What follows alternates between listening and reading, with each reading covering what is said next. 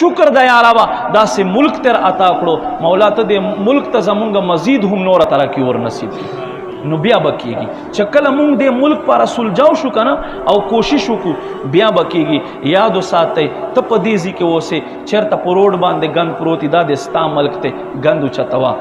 سیټ ته کوئ دا نه چې ټي ایم اے وال به راشي به اوچت کړي هغه خو ټیک ته ډیوټي د هغه به اوچتی خو ته هم د دې ملک باشنده یې که نه الله په تا باندې انعام کړی دی او که چېرته مونږ د خپل رب ناشکري کوو او د ده شکر طرف ته د ده انعام طرف ته نه راځو او شکر نه ادا کوو بیا ما عزتمندو قدرمندو نعمت اخیستلو باندې د ده څه ټیم نه بدلیږي او چې کله بنده د رب وګرځېږي حضرت حبیب رفاعي رحمت الله علیه لګیا د نفل کوي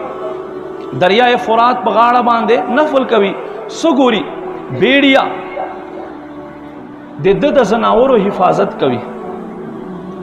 کس ډېر حیران دی چې ګوره دا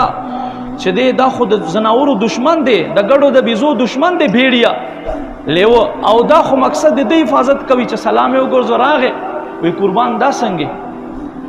وی دا داسې چې زه د خپل رب د احکامو حفاظت کوم ځکه د الله مخلوق چې دی هغه زما د زناورو حفاظت کوي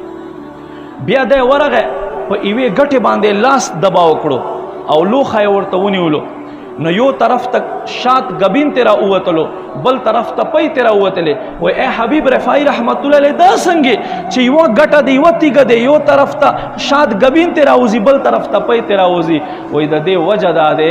چې زه د خپل حبیب نبی پاک صلی الله علیه و آله وسلم تابعدار یم ځکه هر مخلوق الله رب کریم زما تابعدار ګرځولی دی نو چې کله مونږ مسلمانه تابعدار شو نو بیا هر ځای مونږ دی چې په کوم ځای باندې مسلمان خپک دوي دا علاقه دا کل ملک ته مسلمانو دی